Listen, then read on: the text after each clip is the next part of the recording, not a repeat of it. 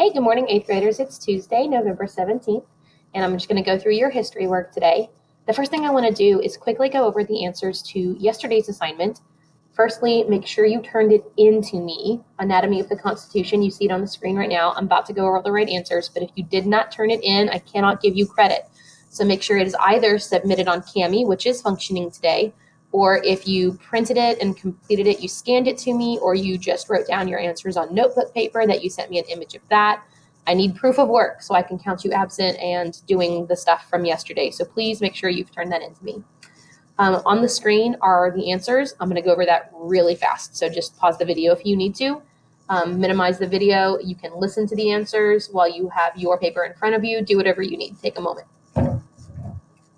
All right, Part A, Anatomy of the Constitution. 1, ratify should be D, approve or pass an amendment. 2, execute should be B, carry out a law. 3, federalism should be E, a system of national government that shares its power with state governments. 4 is C, a representative form of government, Republican. 5, propose should be A, introduce a new amendment. So you should have 1D, 2B, 3E, 4C, and 5A. 6, how many senators are in the Senate? Should be C, 100, because there are 2 per state. 7, the supreme law of the land, according to the Constitution, is D, U.S. or federal law. 8, what was added to the Constitution that includes rights not already there? C, the Bill of Rights. And 9, what is the term for members of the House? It is A, 2 years. Part C, you're supposed to draw a line to the branch with its description. So 10 describes the legislative branch, which writes the bills that become laws. 11 makes sure laws are carried out and enforced, is the executive branch. And 12, we hear cases about laws and decide what the laws mean, is for 12 is the judicial branch. You skipped Part D. Part E was fill in the blank. The preamble says what the Constitution does and what the purpose of government is. Article 1 is how the legislative branch creates laws. Article 2, how does the executive branch execute laws? Article 3, how does the judicial branch interpret laws? 4, 5, 6, and 7 I gave you, and amendments are changes that have been made to the Constitution. For Part F, that was a 2-parter. You needed to read the quote and match it with the branch, and then write the article number that is associated with that branch. Carolyn Creeks of Michigan says, floor debate on a bill is an exhilarating experience and an important duty. That's talking about the legislative branch writing and passing laws, which is Article 1. The presidency has many problems, but boredom is the least of them, says President Richard Nixon of California. That is, of course, the executive branch in Article 2. We apply laws to facts, we do not apply feelings to facts, Justice Sonia Sotomayor. That is the judicial branch, Article 3. The second page was, whose job is it? Printing money is the legislative. Number 2, enforcing laws is executive. 3, deciding what a law means, judicial. 4, declares war, legislative. 5, includes the president, vice president, and cabinet, is executive.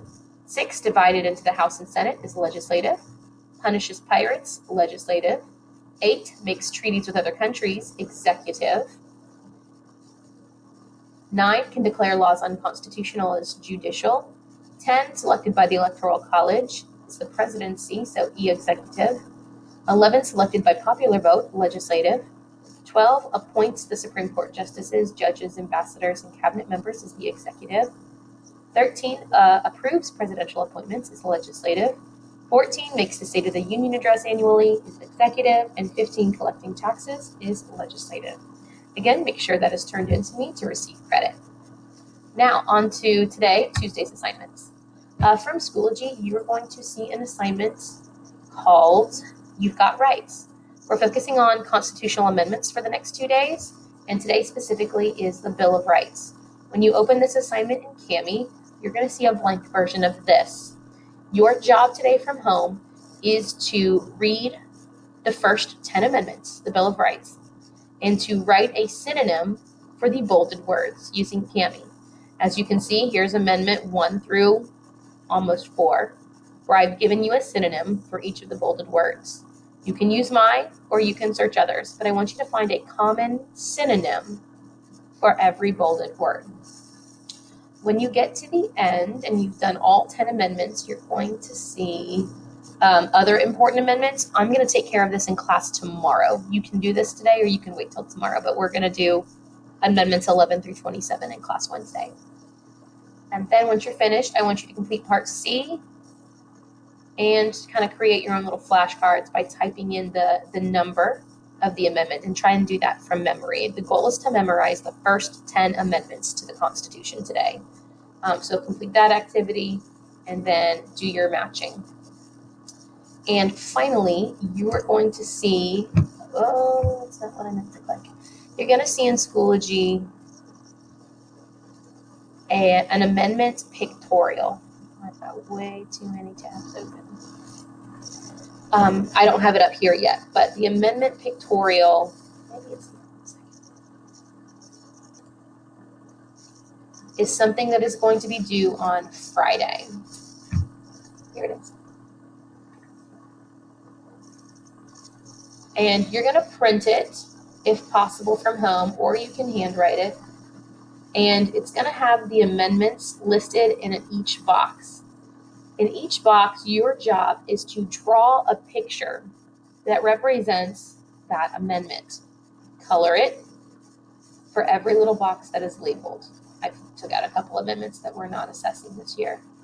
But otherwise, you'll complete a drawing for every amendment that's listed based on its definition. So I'm releasing that to everyone today, but it's not due until Friday. All right, if you have any questions, please message me. I hope you have a great day. I hope to see you soon. I hope you are well. Miss you in class. Bye.